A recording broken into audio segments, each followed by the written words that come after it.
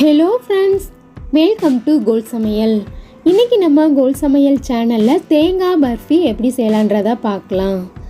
கோல் சமையல் சேனலை சப்ஸ்கிரைப் பண்ணிக்கோங்க. பக்கத்தில் இருக்க ஆல் என்ற பெல் ஐகானை கிளிக் பண்ணிக்கோங்க ஃப்ரெண்ட்ஸ். அப்போ தான் நான் போடுற வீடியோ உடனே உங்களுக்கு நோட்டிஃபிகேஷனில் வரும். இனிப்பான தேங்காய் மிட்டாய் ரொம்பவே ஈஸியாக சுலபமாக செஞ்சு முடிச்சிடலாங்க.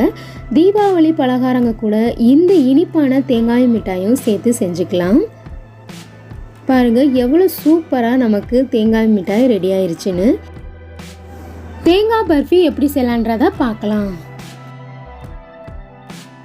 மீடியம் சைஸில் இருக்க ஒரு தேங்காயை உடச்சி எடுத்திருக்கேன்.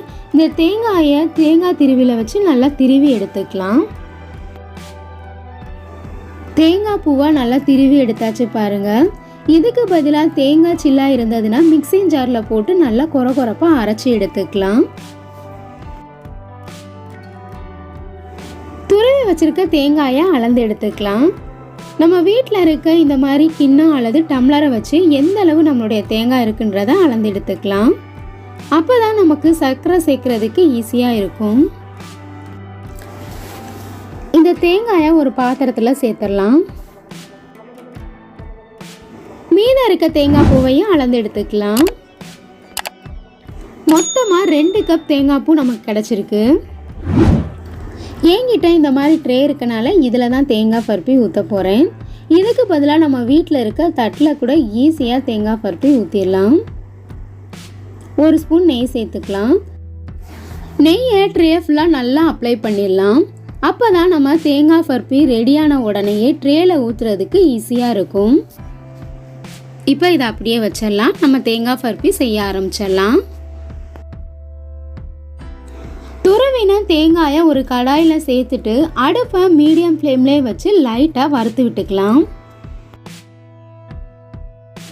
இந்த மாதிரி வறுக்கும்போது தேங்காயில் இருக்க ஈரப்பதமெல்லாம் போயிடும். 2-3 வாரத்துக்கு கூட வச்சு ஸ்டோர் பண்ணி சாப்பிடும் பொழுது கெடாமல் இருக்கும். தேங்காய் பூவை வறுக்காமலும் செய்யலாம். ஆனால் ரொம்ப நாளைக்கு நம்ம ஸ்டோர் பண்ணி வச்சு சாப்பிட முடியாது, சீக்கிரமாகவே கெட்டு போயிடும். தேங்காய் பூ வறுபட்டுருச்சான்னு எப்படி தெரிஞ்சுக்கிறதுனா, தேங்காய் பூ நல்லா சூடாயிரும். அதே சமயம் தொட்டு பார்க்கும்போது ரொம்ப ஈரப்பதம்லாம் இருக்காது. இப்போ நம்ம தேங்காய் பூவை ஒரு பிளேட்டுக்கு மாற்றிடலாம்.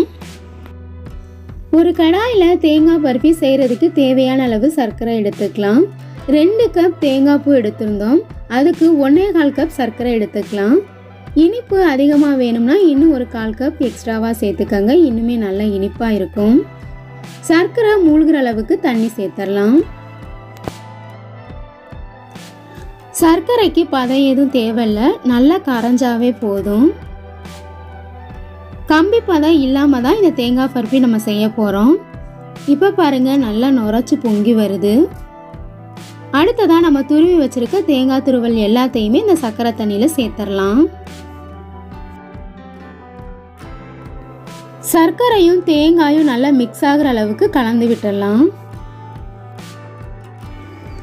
நெய் 1 ஸ்பூன் சேர்த்துக்கலாம்.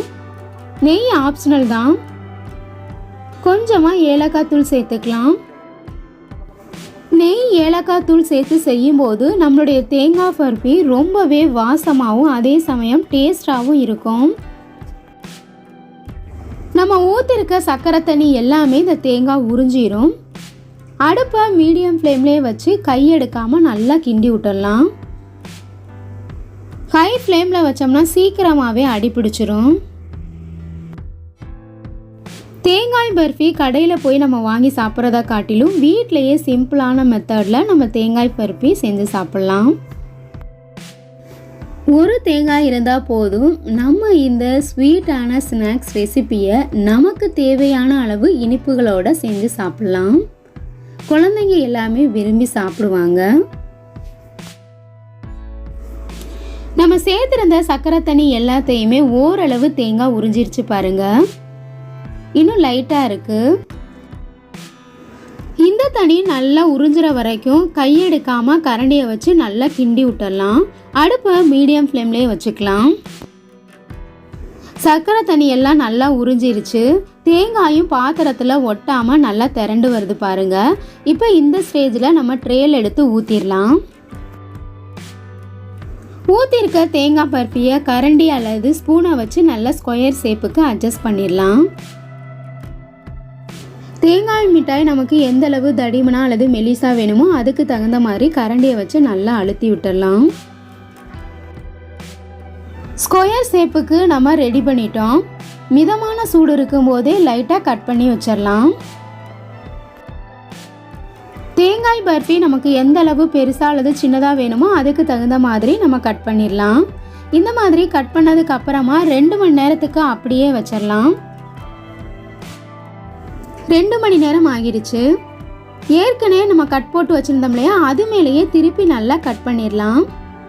அப்போ தான் நம்மளுடைய தேங்காய் பர்ஃபி பீஸ் பீஸாக எடுக்கும்போது உடையாமல் வரும். இப்போ பாருங்கள், நமக்கு சூப்பரான தேங்காய் பர்ஃபி ரெடி ஆயிடுச்சு. இதே போல் மீதம் இருக்க எல்லா தேங்காய் பர்ஃபியையும் பீஸ் பீஸாக போட்டுடலாம். இந்த வீடியோ உங்களுக்கு பிடிச்சிருந்தா கோல் சமையல் சேனலை சப்ஸ்கிரைப் பண்ணிக்கோங்க. லைக் பண்ணுங்கள், கமெண்ட் பண்ணுங்கள், ஷேர் பண்ணுங்கள். பக்கத்தில் இருக்க ஆளுன்ற பெல் ஐகானை கிளிக் பண்ணிக்கோங்க ஃப்ரெண்ட்ஸ். அப்போ தான் நான் போடுற வீடியோ உடனே உங்களுக்கு நோட்டிஃபிகேஷனில் வரும். Thank you friends.